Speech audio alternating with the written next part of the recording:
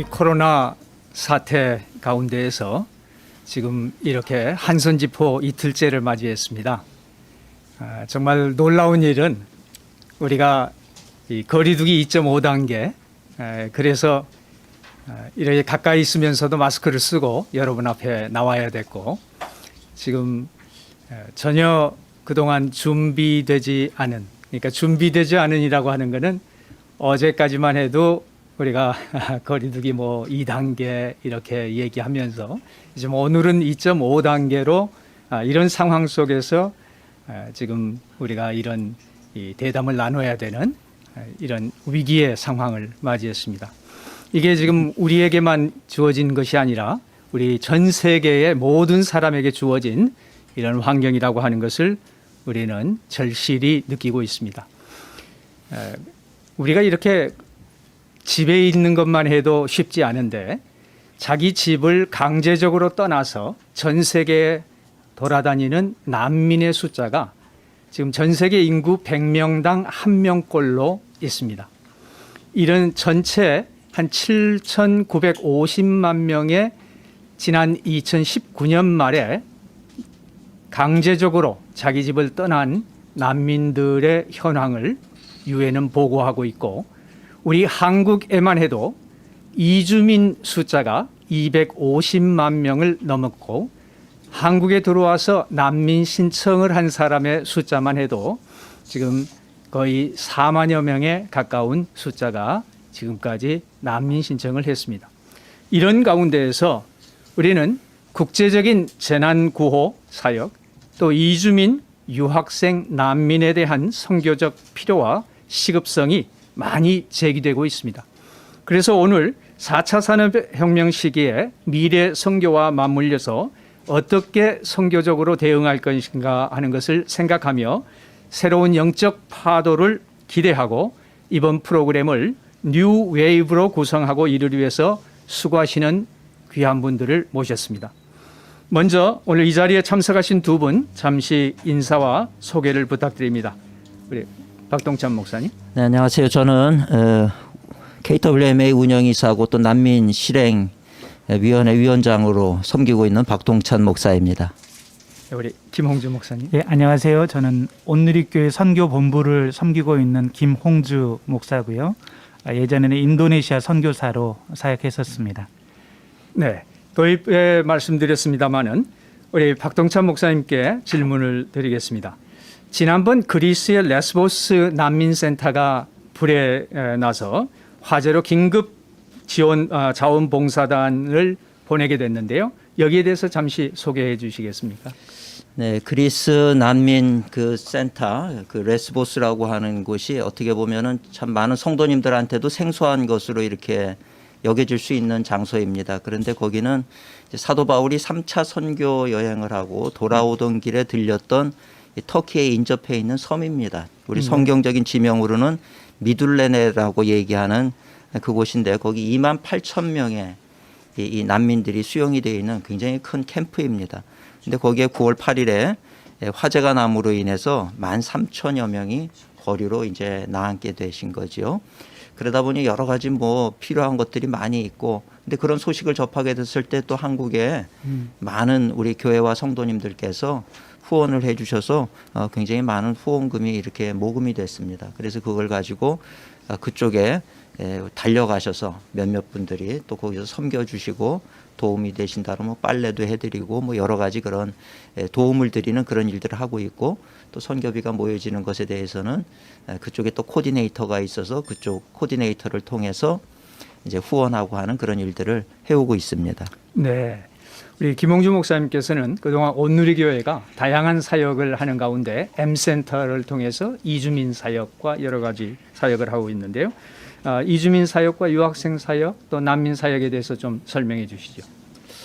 예, 저희 온누리교회는 1994년도에 이주민 사역을 처음 시작했는데요. 근데 지금 현재는 이주민 난민 사역이 너무 중요하다고 생각을 해서 우리 교회의 핵심 선교 사역으로 삼고, 지금은 저희가 5군데 센터가 있습니다. 안산, 평택, 화성, 김포, 남양주에 센터가 있고요. 그리고 15개 언어, 35개 지금 예배가 드려지고 있고, 또 지역아동센터나 다문화 평생교육원 또 그 이주민 협동조합 형태로 다양한 사역들을 지금 시도하면서 네. 한국에 찾아온 250만 이주민들을 섬기기 위해서 나름대로 열심히 노력하고 있습니다. 네. 또 난민 사역 관련해서도 지금 난민이 굉장히 중요한 이슈가 됐는데 저희가 시리아 난민 또 남수단 난민 보면서 우간다에서 남수단 난민 사역을 하고 있고요. 그리고 시리아 주변에서 난민들 터키, 레바논 그리고 요르단과 이라크 등지에서 지금 난민 사역들을 하고 있습니다. 네. 이렇게 이제 중동 지역 또 우리 국내에서 다양한 이주민과 난민 사역들을 해 오셨는데요. 이런 그 사역들에 대해서 우리가 이제 연합 사역이라든가 또 이 다양한 지금 키워드가 우리에게 들어오고 있는 것은 자연 재해가 아주 심각하게 또 자주 보고가 되고 있고요. 또 난민 사태, 또 다양한 이주민 사태 이런 것들에 대해서 지금 우리에게 긴급하게 키워드로 선교의 키워드가 되고 있는데 여기에 대해서 어떤 또 생각들을 하고 계시는지 한번 좀 말씀해 주시죠. 예, 저희가 지금 최근에 이주민 난민이 증가 추세에 있다가 이번 이제 코로나를 통해서 아마 코로나가 끝나더라도 이런 추세는 더 확장될 것이다. 이주민이 더 많아지고 난민들은 더 많아질 것이다. 우리가 이런 새로운 선교의 방향을 정할 때 근데 난민들의 필요는 굉장히 다양합니다. 단순히 영적인 필요만 있는 것이 아니라 아주 삶의 기본적인 필요에서부터 직업, 교육, 의료 근데 이런 필요를 한 선교사 개인이나 한 교회나 한 단체가 감당한다는 것은 거의 불가능하다고 봅니다. 그래서 이제는 우리 단체, 우리 교회 또한 선교사 한 분의 개인의 사역으로서가 아니라 난민을 어떻게 총체적으로 우리가 도울 수 있을 것인가를 생각하면서 함께 연합을 해서 그러니까 각 기관과 또 선교사님이 가지고 있는 전문성을 합해서 섬겨야 아마 효과가 있을 것이다 이렇게 생각을 하고요. 네.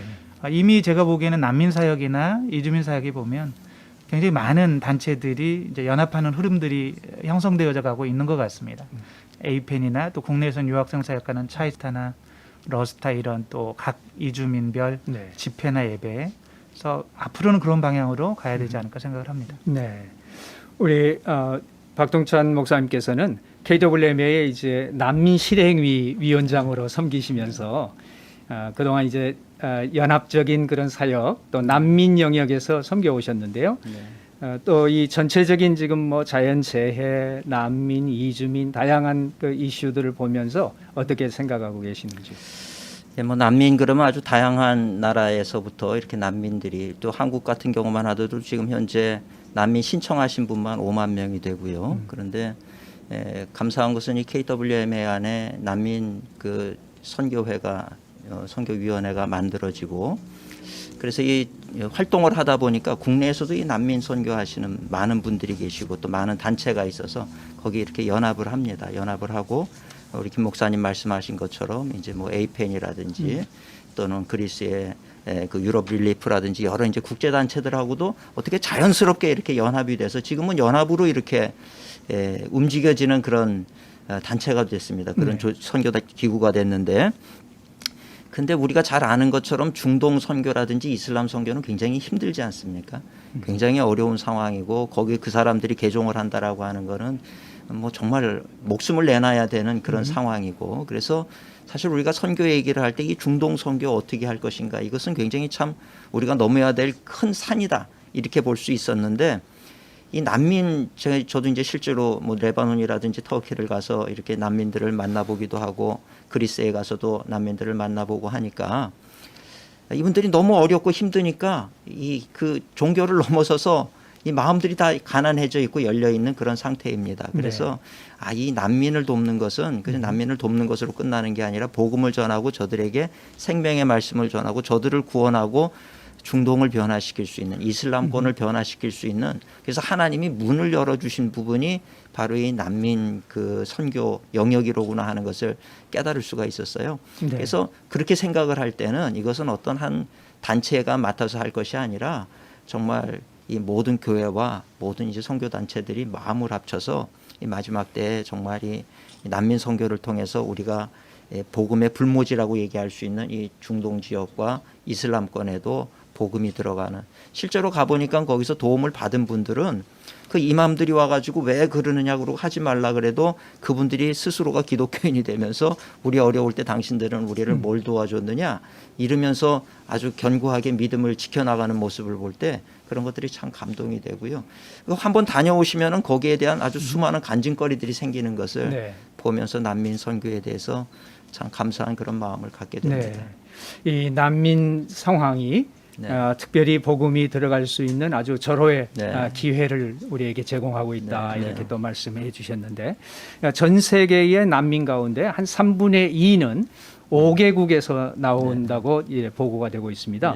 네. 거기는 이제 시리아, 베네수엘라, 또 아프가니스탄, 수단, 미얀마, 베네수엘라만 빼고는 다 정말 무슬림 나라들, 네. 특별히 아주 어려운 우리가 쉽게 접근할 수 없는 그런 나라에서 오는 난민들인데요. 이들이 이제 정착하기 전에 복음을 전해 아주 좋은 기회가 된다고 이제 우리가 알고 있는데, 우리 김홍주 목사님 또 그런 그 구체적인 뭐 사례 같은 걸 좀 나눠주실 게 있습니까? 우리가 지금 그 코로나가 시작되면서 선교의 방향을 어떻게 잡아야 될까 많은 지금 고민들을 하는데, 사실은 새롭게 하나님이 열어주시고 또 보여주시는 그런 기회들이 있다고 생각합니다. 그 중에 하나가 저는 난민이고 또 이주민 사역이 아닐까 생각을 합니다. 난민 사역지에서도 사실은 코로나로 모두가 힘들지만 더 힘든 사람들이 난민들이거든요. 네. 그런데 이 난민들이 이런 때 이제 저희가 한국교회가 이번에 많이 이 코로나 재난 지원을 했는데, 저희 교회 같은 경우도 처음 코로나가 터졌을 때는 굉장히 저희가 위축이 되고 선교비가 줄 텐데 이렇게 생각을 했다가 생각을 바꿨습니다. 우리가 오히려 더 적극적으로 이럴 때 어려운 사람들을 돕자 방향을 정하고 당회가 인정을 해줘서 지원을 해주셔서 저희가 많은 난민, 이주민, 어려운 지역들을 도왔는데 반응들이 너무 좋았습니다. 네. 그러니까 선교사님들을 통해서 우리가 지원을 했는데 선교사님들과 좋은 관계도 만들어지고요. 또 선교사님들에 대한 진정성이라고 그럴까요? 이런 부분들도 이런 기회를 통해서 어려운 때 이제 받아들여지고 이런 기회들이 있었습니다. 그래서 저는 우리가 이것을 기회로 활용할 생각을 하고, 아까 연합에 대해서 우리가 말씀을 하셨는데, 그러니까 연합의 제일 큰 방해는 내가 주도하려고 하는 이 주도권 문제인 것 같습니다.